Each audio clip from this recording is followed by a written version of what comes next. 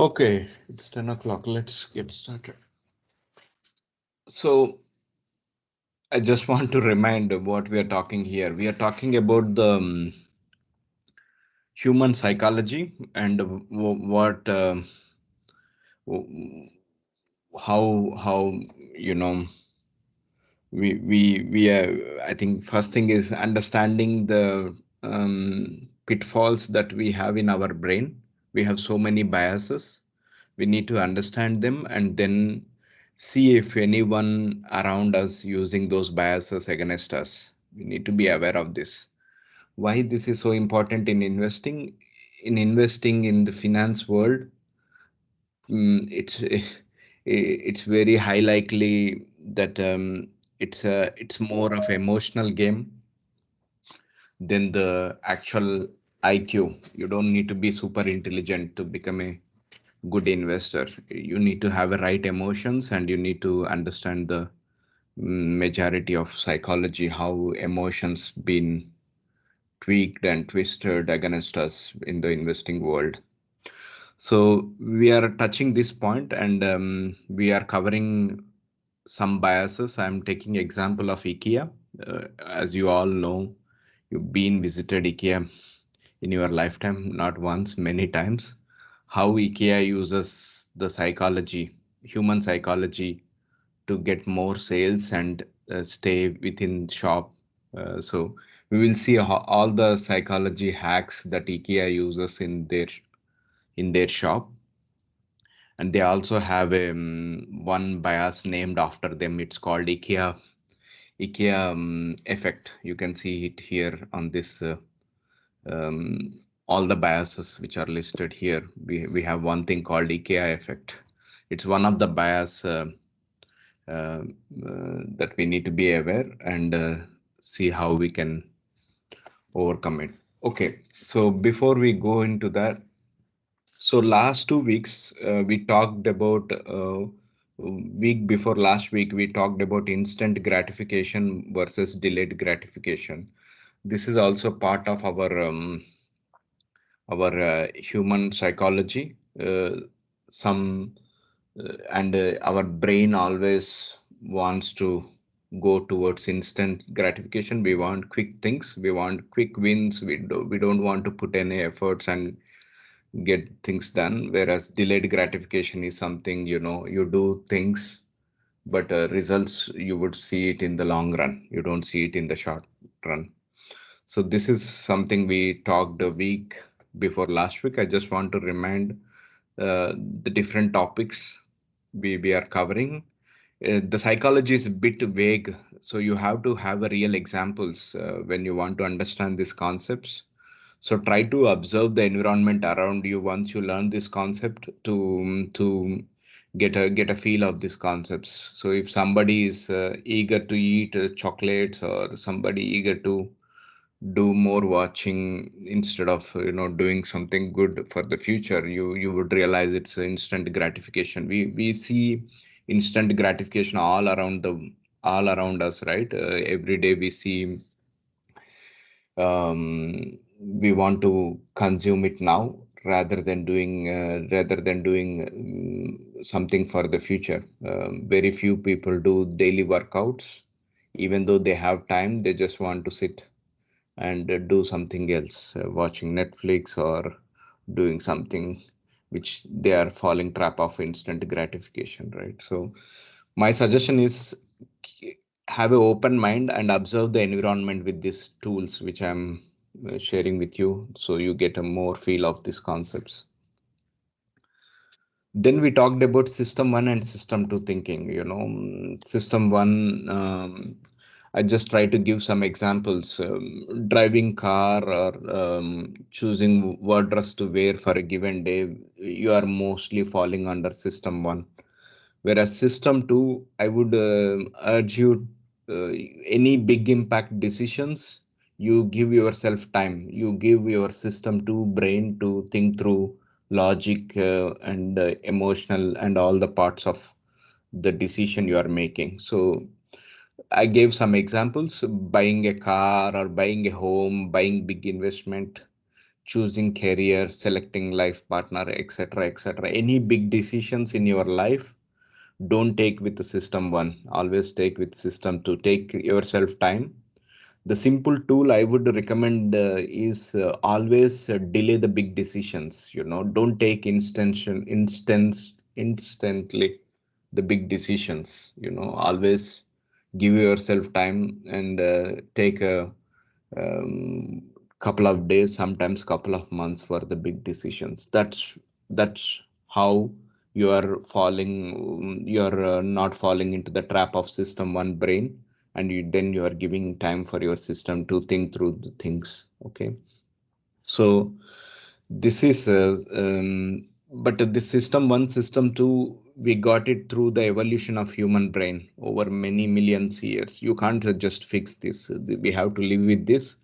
Only way to overcome this is to build the tools to how first thing is understanding, aware of this thinking in our brain is most important. Many people who doesn't know this, they fall trap of it. They become more emotional, and they don't think, they take all wrong decisions, and they don't have a good life because of this, right? Imagine a instant gratifier versus system one thinker. I'll give you a character. If he is a instant gratification person, he is eating a lot of unhealthy food, and he is watching a lot of screen time and not focusing on his education, and then he may be using his system one more than system two, so he's emotionally not stable, and he's not uh, doing right decisions, so he's falling trap of all the things. So that's what we have covered the last 2 weeks, and now let's this week we cover one of the bias called Ikea effect. So Ikea effect is we as a people or humans, our brain, when we put some effort into something, it could be anything, right? You have been asked by your teacher to draw something for art class. You draw something and you take it to your class, and then your teacher compares that with other classmates, or you compare yourself with other friends who drawn something, right? And then you always feel that your drawing is better than them, just because you put a lot of effort, and you think your effort is more valuable than others. When you ask you to justify your work with others, you always think that yours is best or better than others. So it's a human tendency.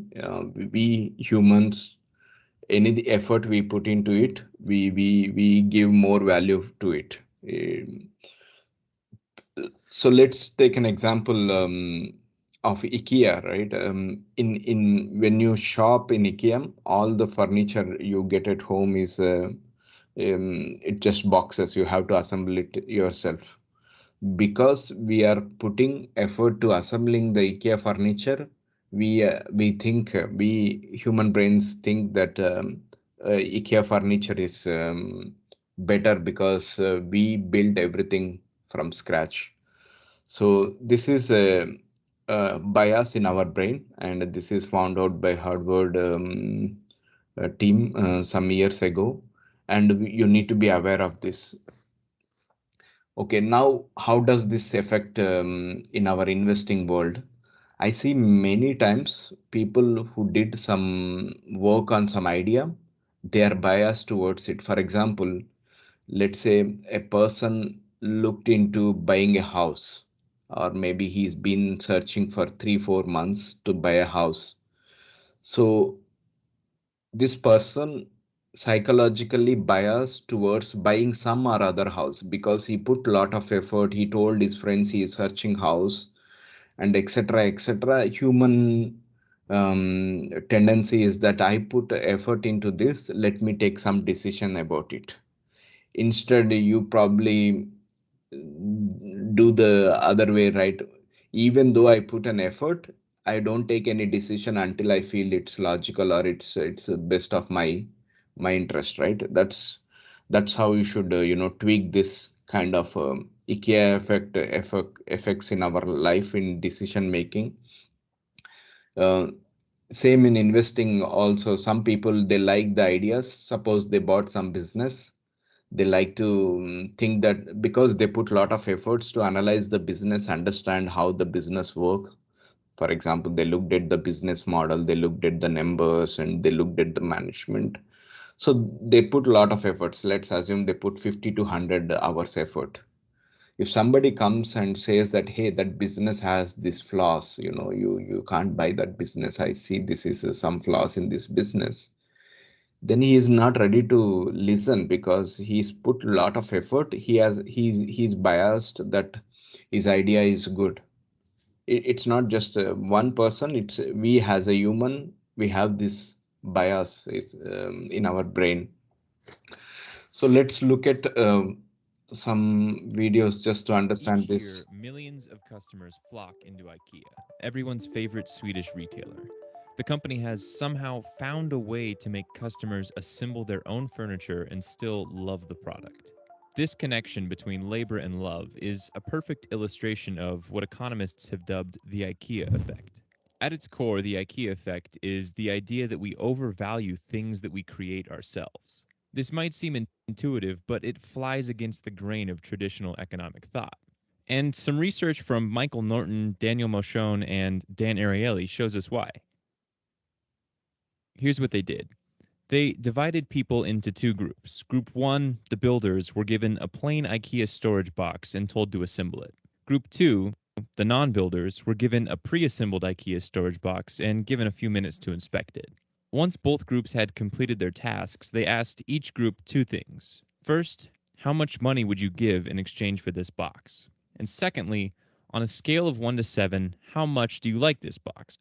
What they found is that the builders, the group that assembled their own boxes, were willing to pay 63% more for the box than the non-builders. And the builders also said that they liked the box more. We would expect the opposite result. Most of us avoid additional effort like the plague. But here, people who built objects liked them more and valued them higher. These results have also been replicated in similar experiments with paper origami and plastic Lego sets. So, why is this happening? Why are people overvaluing the things they create themselves? We're not exactly sure, but researchers think that it has something to do with pride and self confidence. Humans want to feel competent, to feel like we're effective, and self created products allow us to do this.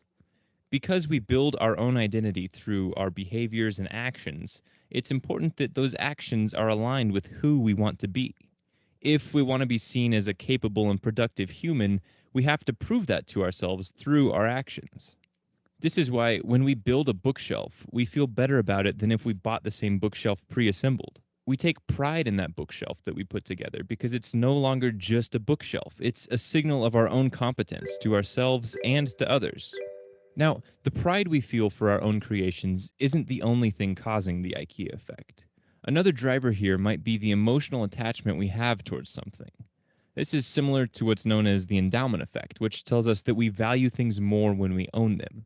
If we're building something, it's likely that we're also building emotional attachment. We start to think of its positive attributes, and that makes us value it more. Obviously, these tasks can't be too difficult. We've all had to put something together that was too hard. When we're unsuccessful in building something or the experience is too frustrating, the IKEA effect dissipates. Now that we sort of understand why the IKEA effect is happening, what can we do with it? How might we use this? There are a couple of implications of the IKEA effect. First, we're sometimes led astray when we overvalue our own creations.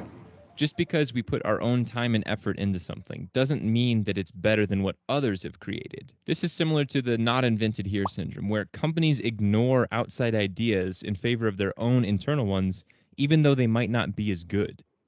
We should work to be aware of the fact that we systematically overvalue our own creations.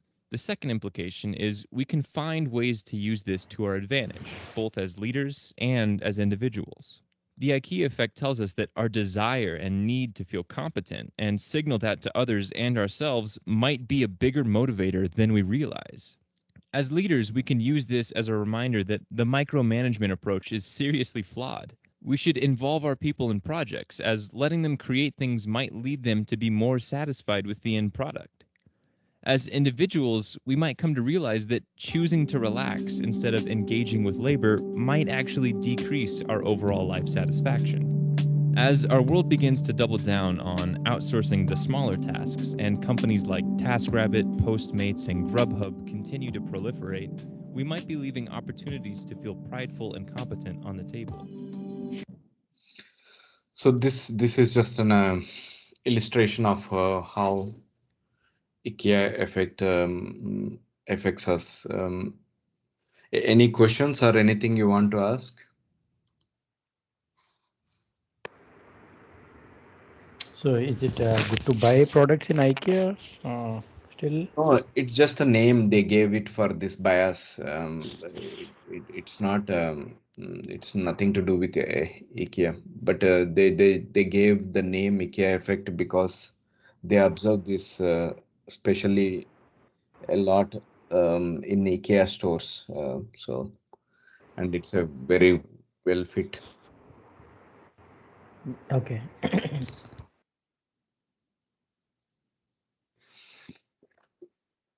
Let's see one more video. Hello and welcome back to Pete's Behavioral Insights and Theories. The IKEA effect. So IKEA is kind of an interesting store, right? It's the most successful furniture store in the entire world. I'm sure most of you watching this video have been to IKEA at least once in your life before. They have 313 stores across 38 different countries, and yet their entire business model revolves around you, the customer, having to do half the work for them. Now, when it comes to explaining the success of IKEA, traditional explanations might look to the flat packing of the furniture and how flat packing the furniture saves on transportation costs and also saves them the cost of assembly of the furniture. And I'm sure those things are actually partially responsible for the success of IKEA. However, there's another aspect of IKEA that creates enormous value for the customer, and this value is created psychologically. And the idea is that labor leads to love. When we put work in to create a product, we actually love the product more. This is how Daniel Moshon, one of the original researchers on the IKEA effect, describes the phenomenon. Imagine that you built a table. Maybe it came out a little bit crooked. Probably your wife or your neighbor would see it for what it is, probably a shoddy piece of workmanship. But to you, that table might seem really great because you're the one who created it. It is the fruit of your labor, and that is really the idea behind the IKEA effect. Now, this actually relates to an old story about cake mix. When General Mills was releasing their latest Betty Crocker instant cake mix, the sales numbers weren't very good. The cake mix worked in a way that you just had to add powder and water to a tin, mix it together, and then bake it, and voila, you had a delicious cake that came out of the oven. But when the cake mix hit the shelves, the sales numbers were dismal. Now, for a while, General Mills couldn't figure out why the cake mix wasn't selling well. They thought maybe it was the taste or the texture at first, but then they happened upon what they called the egg theory, which was if you removed the egg and the milk from the powder, then now people had to apply a little bit more effort when constructing the cake. They had to add the egg and the milk themselves. And what they realized was that an instant cake mix that was too easy was actually incredibly unsatisfying for people to cook with. A cake mix that was just powder and water couldn't really be claimed as one's own cake. However, when you add a little bit of milk and your own egg, now we can claim that this cake is our own, and we can happily serve it to our guests. Do you want a fresh egg cake or a cake made with dried eggs? For higher, lighter, tastier cake, why, fresh eggs, of course. But remember, all cake mixes are not alike. Betty Crocker cake mixes are different. They call for your eggs, added by you at home. It's the only national cake mix brand that lets you add the eggs. So once General Mills... So the thing is, in both cases of IKEA and this cake mix example, IKEA saving a lot of money, not assembling the furniture. They are outsourcing the work to us. We are doing the more than half of the work for them to assemble the furniture. And one another advantage for them is they can They can give the furniture in flat boxes. That's what we bring home, and then build our thing, build everything by ourselves, right? This way they are using our psychological bias that in their advantage, that because we are putting effort, we are falling in trap of the we are falling in love with these products. Same with this example of cake. When they sold the cake powder with the egg and milk, the sales were down. People all of a sudden feeling they're not doing anything, and they don't feel that they're making real cake. When they realized it's something to do with our psychology, human brain, they said, okay, let's remove the egg and milk from the powder, and let people do add milk and eggs. Then all of a sudden the sales went up quite high.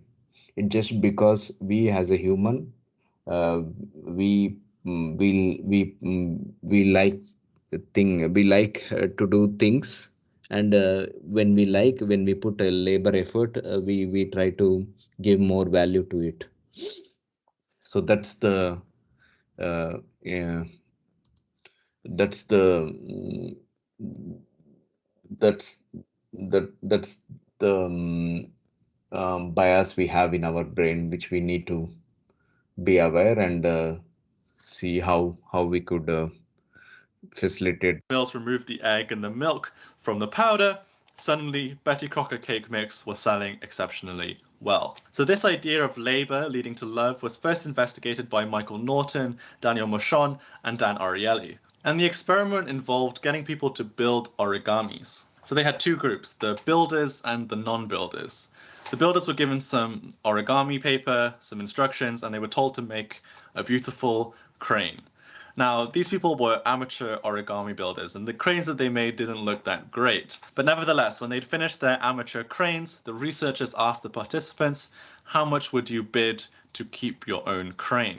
But there was another group that was also bidding on the cranes, and that was the non-builders, the people who didn't actually build the origamis themselves. And what the results showed was that people who built the origamis were willing to pay a lot more money to keep those origamis than those people who didn't build the origamis at all. And what's even more interesting is that they also asked the non-builders to see how much they'd be willing to pay for expertly created origamis.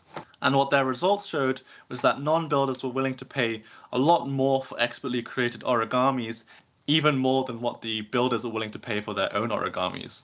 So what the results of this study suggest is that when we build something, we become really proud of it and a bit emotionally attached to it. We really value what we've created, even if it looks a bit rubbish. However, when outside people come to evaluate what we've built, they're able to value the product far more objectively than we are, and hence would appreciate a higher quality product. Of course, it applies to This is something you observe it Each on year, daily life. millions of People buy homes, cars, buy their own investing ideas. They like their ideas because they put a lot of effort, right? They don't look at the negative part of it. That's something. How do we overcome this? In my personal life, I try to discuss my ideas with somebody who criticizes the ideas, right? And I am open-minded and try to be aware that because I put efforts, I don't want to fall in love with my ideas. It could be anything, anything that I feel that I am proud of it. Then I realize, oh, we have this IKEA effect. I have to be careful with this. Then I will go to somebody who criticize my ideas and take that feedback and try to overcome that. So this is something you need to do it. Never fall in love with your ideas. Always detach yourself from your ideas, and try to be aware of this bias. Um, so that's a IKEA effect. Let me Hello and welcome let back. me go to um, let me walk you through the IKEA shop, and then show you how many psychological traps we have in a shop. How the companies. I'm just taking an example of IKEA, but you have similar traps that you see in many shops.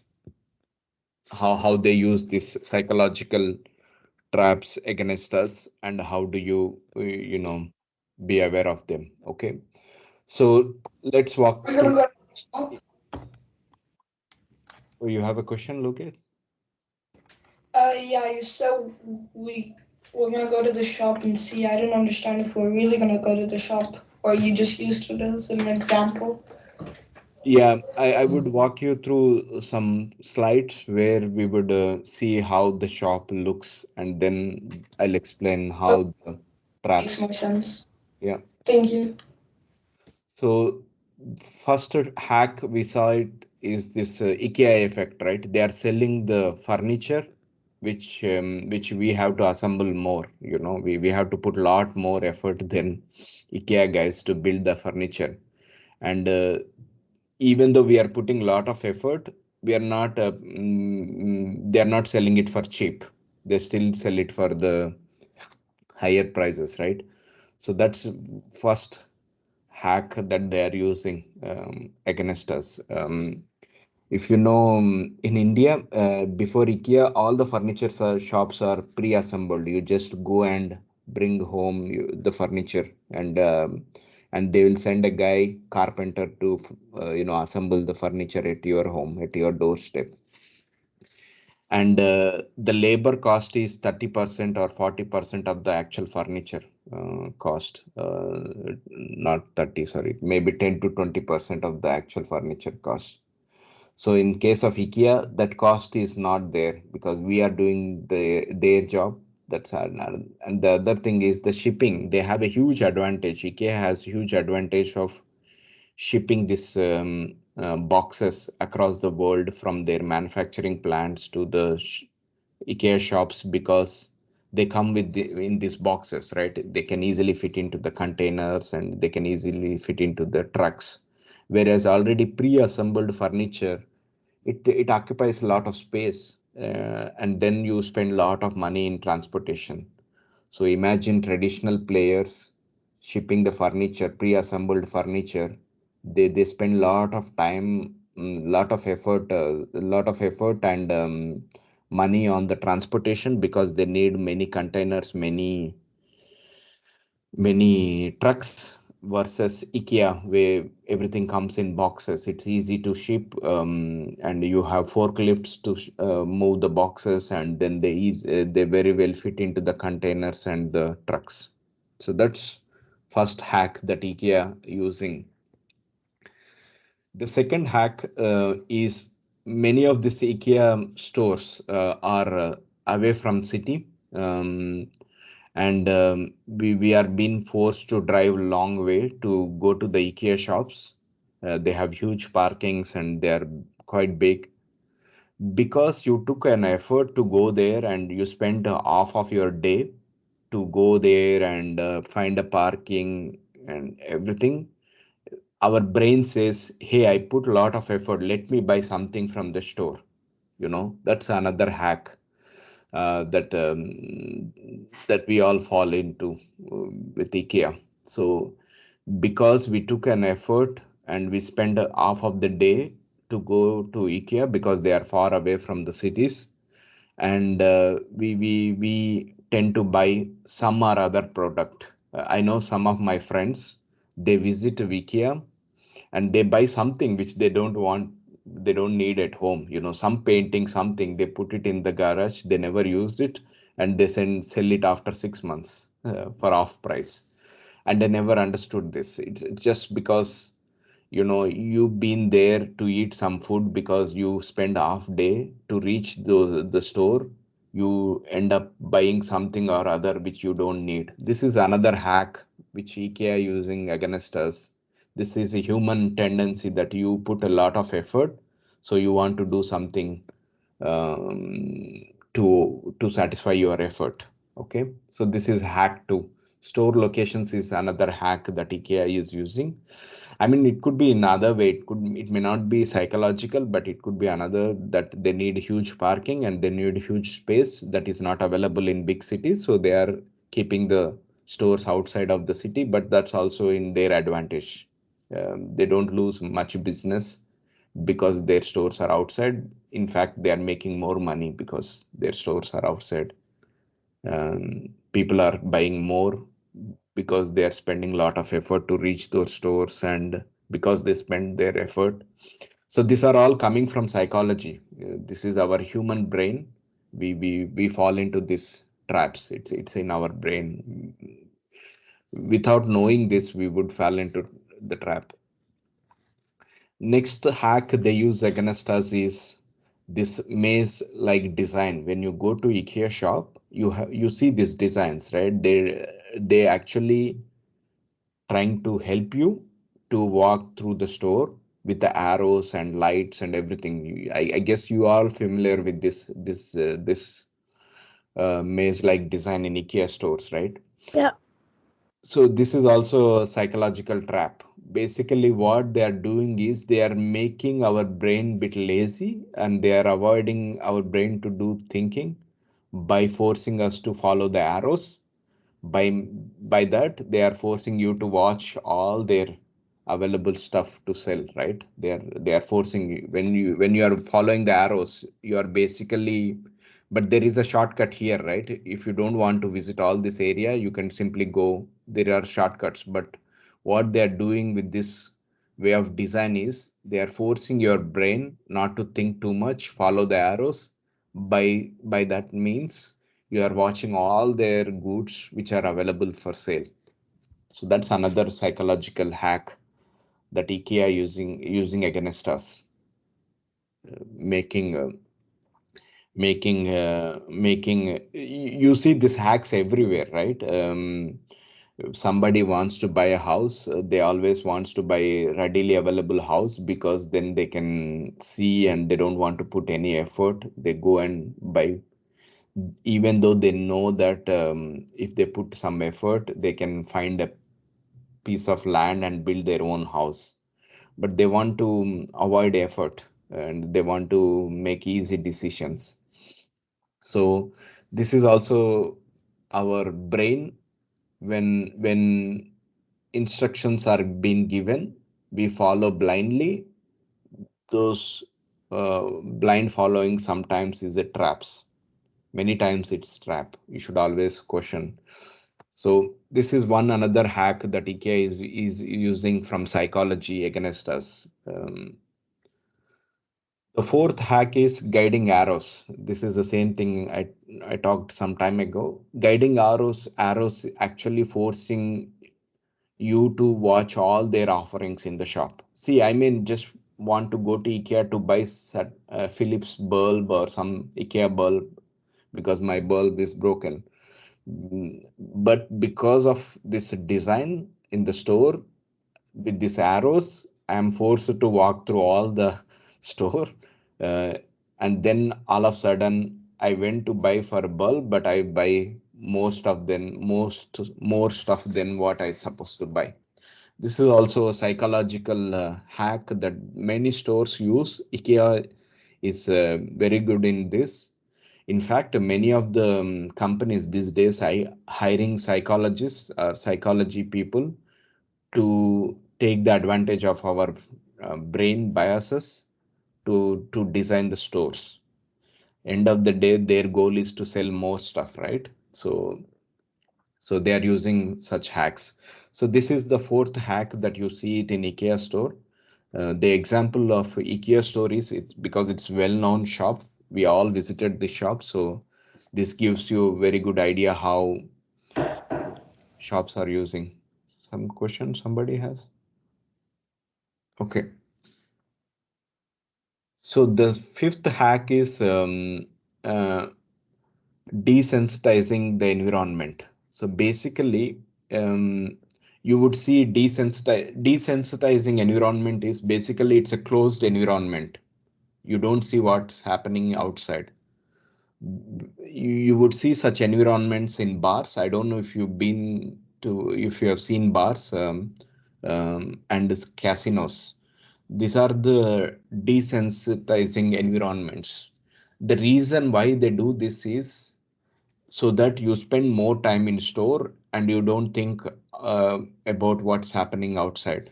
If you have a open windows, you can see what's happening outside, right? So this is another psychological hack IKEA guys are using against us so that you spend more time in the store. So now you have a question?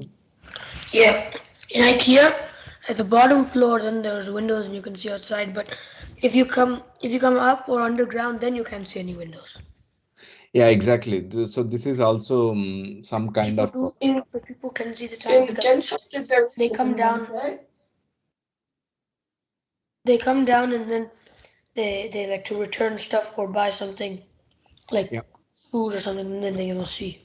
yeah. So it's not completely closed. Yes, the idea behind this is many shops they try to desensitizing the environment so that they control the environment in the shop, physical shop. So that's one another hack you would always see. They are controlling the environment. For example, with this maze designs and arrows, they are controlling us indirectly. So that's something you need to remember. The another thing is they try to um, because even though we are strong, we don't want to buy so much stuff. They try to put some traps. For example, license to impulse buy. So they put small ticket items, small price items, not in one place, across different places in the store. That way what happens to our brain is once we started buying something, then we started buying more stuff. So even though you start buying small 10 crore or 20 crore item, then all of a sudden your brain is open to buy more stuff, then you end up buying 200, 300, 500 crore item. So this is also a psychological hack used by many shops. They intentionally put small ticket items, small items in different places so that they are hacking your brain to open for buying more stuff. So this is another hack you need to remember to see how shops are using some of the psychological shortfalls that we have in our brain against us. So another thing is writing down list. Anytime, every time, if you write something down, there is a high probability you may buy it. So they are giving you the pencil and paper to write down the numbers that you want to buy. Of course they are helping us not to use our brain too much, but at same time whenever you write down something, there is a high probability that you would buy it. That's another hack they are using against us. So this is hack 7 that you would see in IKEA stores. Then the hack 8 is in-house dining. Because you spend so many hours and uh, they expect they expect to feed you so that you go back and spend more time in the store. And if you observe, the IKEA store food is cheaper than any other restaurant outside. And there is a reason for that, because when you spend a lot of time, you feel hungry, your sugar levels in body goes down, and they want to have they don't want you to go outside and buy food. uh, so they kept these restaurants inside the store. So you eat, you boost up your energy levels, and then you do more shopping, or you always know that after the shopping there is a restaurant where you would eat food. By the way, IKEA makes more than 1 billion dollars in revenue from this restaurants, which is nothing to do with furniture, right? So this is also another psychological. I know many of my friends, they go to IKEA just to eat cheap food. what happens in return is they buy some more stuff. So it's also acting in the other way, right? Because you know the food in Ikea is cheap, you drive all the way to eat cheap food, but at same time, it's acting against you because you drove long way to IKEA store. Your psychological impulse says, "Oh, let me buy something." You go and try see the shop, you follow the maze arrows, and then all of a sudden you end up buying more stuff than which you never thought of buying. You thought of going only to eat cheap food, right? So this is also another psychological trap that IKEA uses. One last hack that they uses is at the counter you might be spending 1,000, 2,000 kron as a bill, but then at the end of the counter you would smell the food coming food smell out of your restaurant, mostly sweet smell. Then you don't feel much painful when you feel that smell comparing to the amount you are paying at the counter. This is also another psychological hack.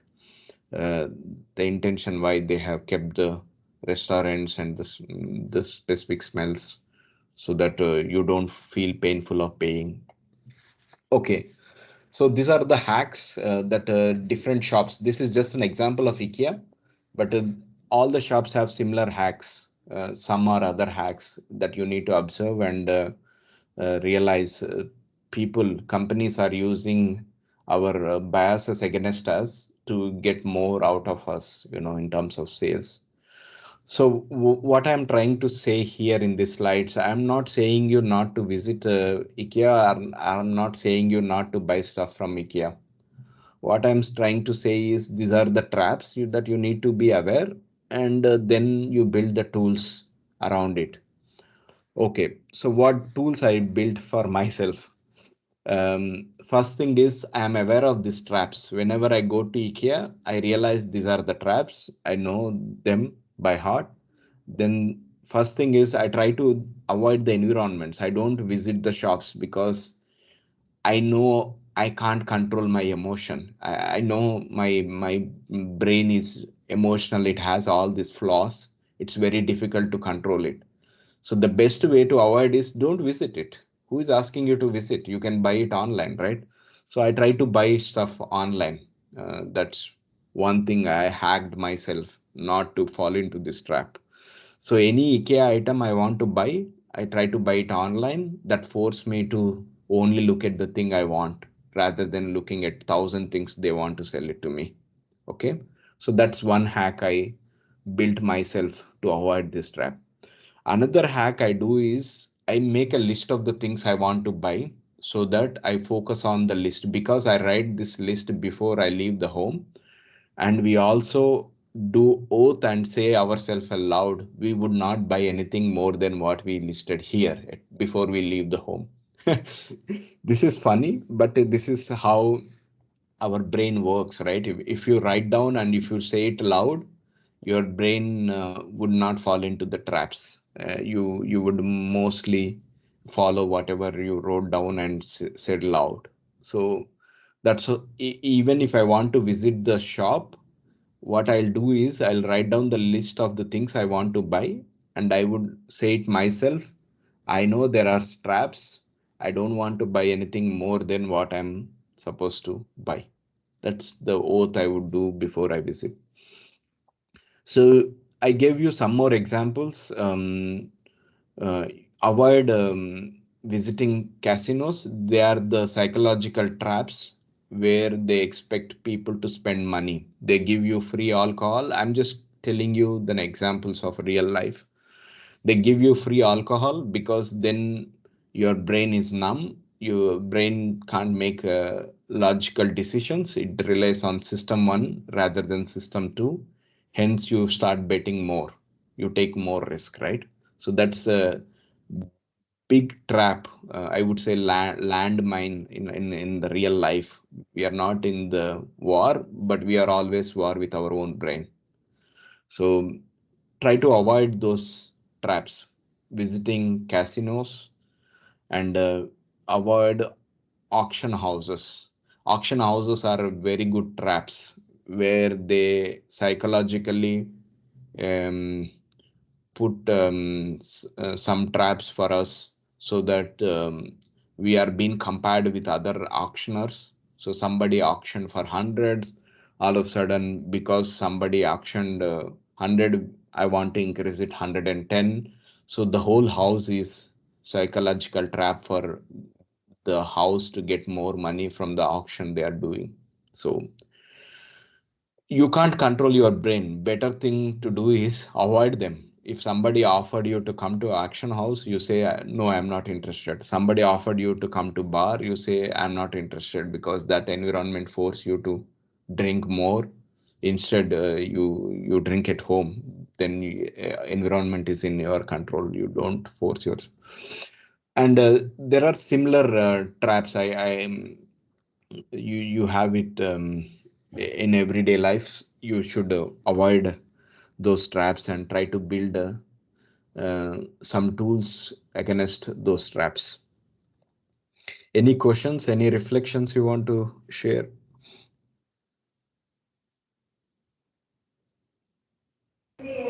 Actually, when IKEA opened in Hyderabad, there is a huge traffic happened on that day. It's like, and they IKEA store itself, they came up and said that we are closed the store for some days. Something like that happened. Yeah. Everybody in the city want to visit the IKEA store. It's happened 2 years back only. Yes, it's another psychological bias called fear of missing, FOMO. It's called FOMO. Um, we see this everywhere. When you go to Facebook or Twitter or any sites, they say, "Oh, there is offer in the shop. You should not miss it. 30% discount, 50%." Then our brain all of a sudden thinks, "Oh, I would miss it. Let me go and get it." So IKEA store opening, flooding of people is part of fear of missing. They all want to see the store and they don't want to miss anything. And I remember they were offering something, chicken biryani or mutton biryani at a very cheap price. That's also another. Uh, Mhm. So that's you observe this on daily basis. When you go to Netto Fotex, you remember all the candies are at the end of the counter. If you when you want to pay the bill, you see the candies, Kit Kat, all the candies, sugar items at end of the counter. It's logically designed in a way that after you visit so much time in the store, you tend to buy this candy. That's the reason they place that at the end of the shop rather than middle or somewhere at the corner. Yeah, look it.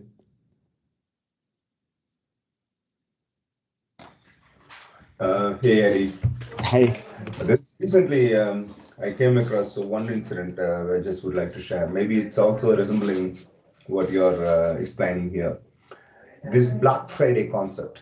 Yes. I guess most of the kids in the forum understand what Bilka is. I guess they would have visited at least once. Recently, there was a tax. Denmark tax has given a caution to.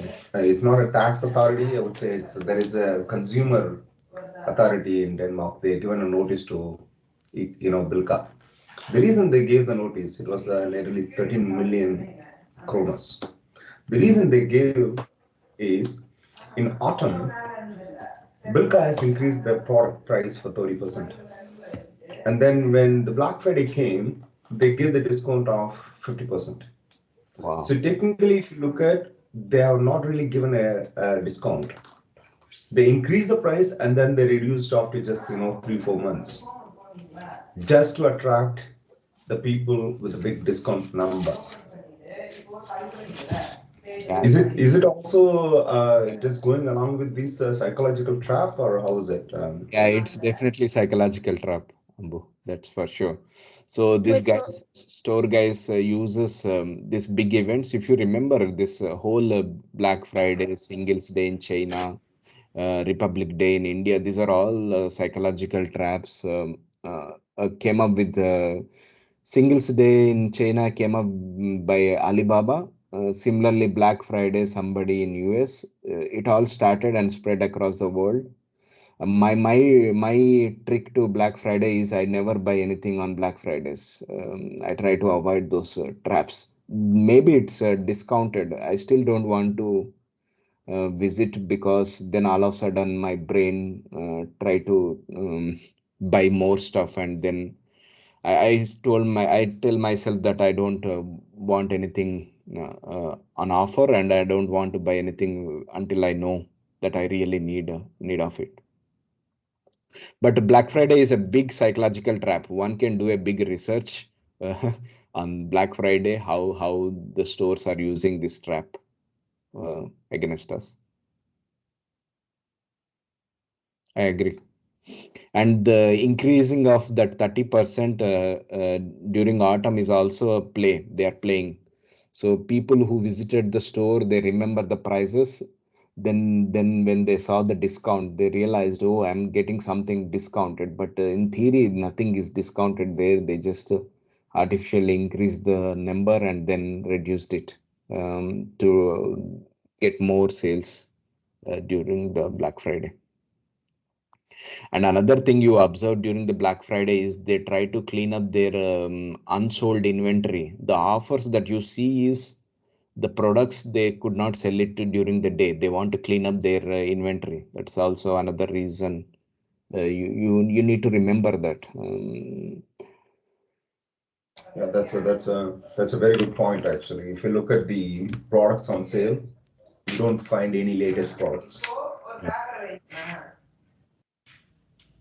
Those are the inventory they want to clean up, which they could not sell over the year. Yes.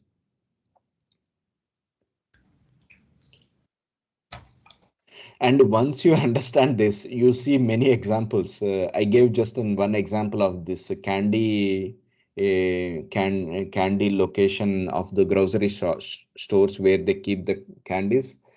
I can also give one more example. Recently, my wife, she was saying, "Hey, there is a discount in some area." She got this alert in Facebook.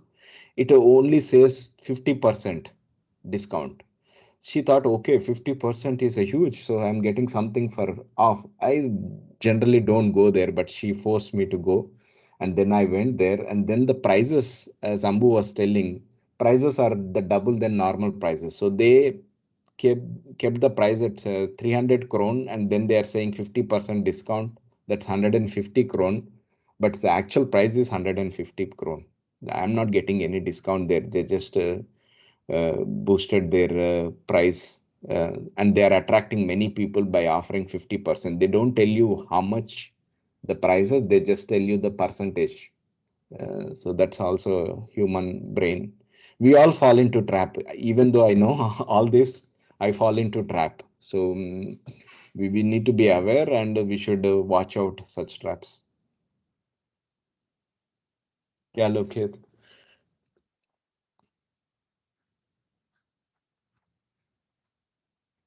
Okay. Any questions? Anybody? So now you know this biases and how marketing and sales guys are using, and um, just be aware of this. And the same thing happens in the investing world. Somebody comes in the TV show, says he wears nice dress, and tells that this is a great company, you should invest. uh, but that's also a trap. He himself may not be investing. He's been paid to, promote that idea so that many investors can buy it. When many investors start buying it, then what happens? The price of the share goes up. Some people may be selling off the shares. So that's also a trap that we see it in the investing world. Arush, you want to ask something? Yes, so aren't advertisements like when you go on like Indian TV or something, after lots and lots of advertisements come up? saying buy this, buy that, buy this, get one free or something like that? Yeah, they are also psychological traps. Yes. Okay, thank you. One thing I did to do that is I stopped watching any live TVs with ads.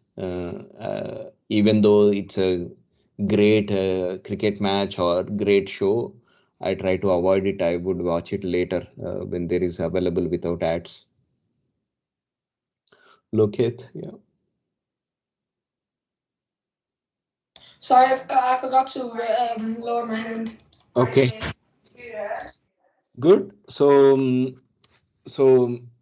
you may be wondering, yeah, let me go. So these are all different biases we have in our brain. So we would touch few of them, but one thing is you need to be aware of them, and second thing is you need to start observing them. If you start at this age, 12 or 13, 14, whatever age you are now, if you start observing them, by the time you reach 21, 25, you would accumulate so many examples that saves your life in many ways. I learned this when I am 30. I've been accumulating all these examples in my life for last 8, 9 years. So I learned this late, but I suggest you as a kids better you learn this at this age, so you start collecting the follies that we all fall in trap of. You avoid many mistakes by just observing what's happening around you. Uh, mm, so okay, we will talk some more biases coming weeks, and once we covered these biases, then we will go back to the finance world and use these biases to analyze some stuff from the business and investing side, because this is very important. As I told you, in investing world, psychology, human emotion is 95%, 5% is IQ. You don't need much intelligence. It's just human emotions that are plays a lot of role in investing. With that, thanks for this week, and we will talk again next week. Thank you. Thank you, Uncle. Thank you. Bye. Bye. Thank you, Hari. Bye, thank you. Thanks today. See you next week. Thank you. Bye. See you next week.